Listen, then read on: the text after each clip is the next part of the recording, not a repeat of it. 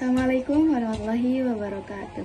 Halo semuanya, perkenalkan saya Juna Rairo dari Program Studi Pendidikan Agama Islam semester 4 Universitas Singapura Bangsa Karawang. Di video saya kali ini akan membahas mengenai jawaban dari soal ujian tengah semester mata kuliah Filsafat Pendidikan Islam.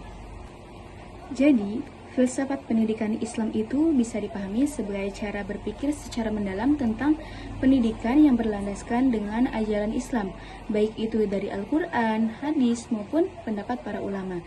Jadi, filsafat pendidikan Islam itu bukan sekedar belajar tentang ilmu pengetahuan saja, tetapi juga membentuk akhlak dan kepribadian sesuai dengan nilai dan ajaran Islam.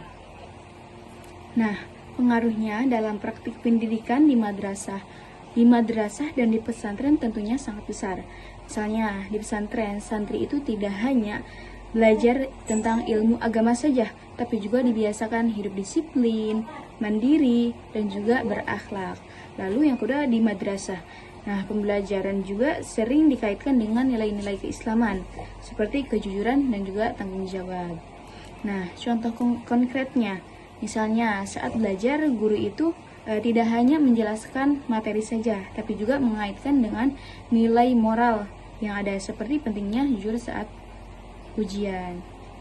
Nah, perbedaan antara filsafat pendidikan Islam dan juga filsafat Barat, yang tentunya filsafat pendidikan Islam itu berfokus kepada keseimbangan antara dunia dan akhirat. Jadi balance antara dunia dan akhirat itu.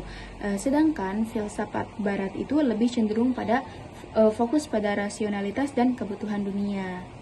Nah, ada pula beberapa perbandingan antara filsafat Islam dan juga filsafat Barat. Di sini ada kelebihan dan kekurangan. Dalam filsafat Islam, kelebihannya itu menekankan akhlak dan spiritualitas. Lalu kekurangannya, dalam filsafat pendidikan Islam itu kadang kurang berkembang dalam metode yang modern. Nah, lalu dalam filsafat Barat, kelebihannya itu lebih maju dalam teknologi dan metode pembelajarannya. Lalu di kekurangannya, filsafat Barat ini kurang menekankan nilai spiritualnya. Nah, dalam konteks Indonesia, keduanya memang bisa dikombinasikan supaya pendidikan itu jadi seimbang antara ilmu dan juga akhlak. Nah, ruang lingkup filsafat pendidikan Islam itu mencakup 3 hal utama. Yang pertama yaitu ada ontologi, yang kedua aksiologi, yang ketiga ada epistemologi. Yang pertama, ontologi ini fokusnya membahas tentang hakikat manusia dan pendidikan. Lalu aksiologi ini membahasnya mengenai nilai dan tujuan pendidikan, dan yang ketiga ada epistemologi, membahas mengenai sumber ilmu seperti Al-Quran, hadis, dan juga akal. Nah, lalu dalam pengembangan kurikulum juga kita harus ada beberapa hal yang harus diperhatikan. Yang pertama yaitu adalah dalam tujuan pendidikan, seperti membentuk insan kamil. Lalu ada materi yang sesuai dengan ajaran Islam, ada metode pembelajaran yang efektif, dan juga evaluasi. Ontologi pendidikan Islam ini membahas mengenai hakikat manusia sebagai makhluk ciptaan Allah yang mempunyai potensi dan juga iman. Nah, untuk menghadapi tantangan zaman sekarang itu seperti pengaruh teknologi dan juga moral yang menurun, ada beberapa prinsip yang bisa diterapkan, yaitu diantaranya ada menguatkan pendidikan akhlak, menyeimbangkan ilmu dunia dan juga agama, jadi balance gitu antara ilmu dunia dan juga akhirat. Lalu ada juga membimbing siswa agar bijak dalam menggunakan teknologi. Epistemologi itu membahas mengenai sumber ilmu. Nah, dalam Islam ada beberapa sumber ilmu, yaitu seperti wahyu itu seperti Al-Quran dan juga hadis. Lalu ada juga akal dan juga pengalaman. Nah, epistemologi itu tentunya sangat penting karena menjadi dasar untuk kita mencari ilmu yang benar, lalu mencegah penyalahgunaan ilmu dan juga membentuk masyarakat yang berilmu dan berakhlak.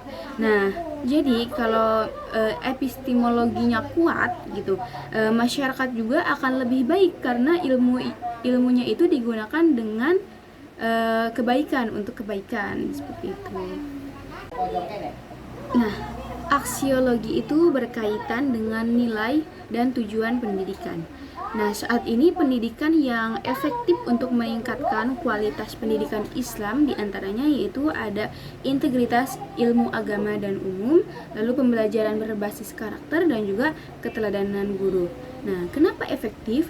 Karena siswa itu tidak hanya pintar secara akademiknya saja, tetapi siswa juga mempunyai akhlak yang baik. Rancangan program pendidikan Islam harus mengintegrasikan antara hakikat manusia dan juga hakikat pendidikan. Nah, ada beberapa komponen utama di antaranya yaitu tujuan pendidikan, materi, metode, guru, dan juga evaluasi. Contohnya, program pembelajaran yang menggabungkan ilmu umum dengan nilai-nilai ajaran Islam, seperti mengaitkan pelajaran sains dengan kebesaran Allah. Demokrasi pendidikan berarti memberikan kesempatan yang sama kepada semua orang untuk mendapatkan pendidikan. Nah, filsafat pendidikan Islam ini mendukung karena hal ini memang mengajarkan keadilan dan juga kesetaraan. Contoh implementasinya adalah pemberian beasiswa bagi siswa-siswa yang kurang mampu gitu ya, yang tidak mampu serta tidak membedakan peserta didik berdasarkan latar belakang ekonominya.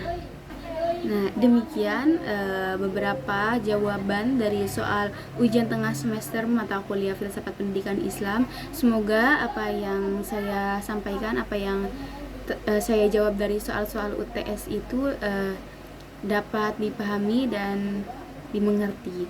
Sekian, wassalamualaikum warahmatullahi wabarakatuh.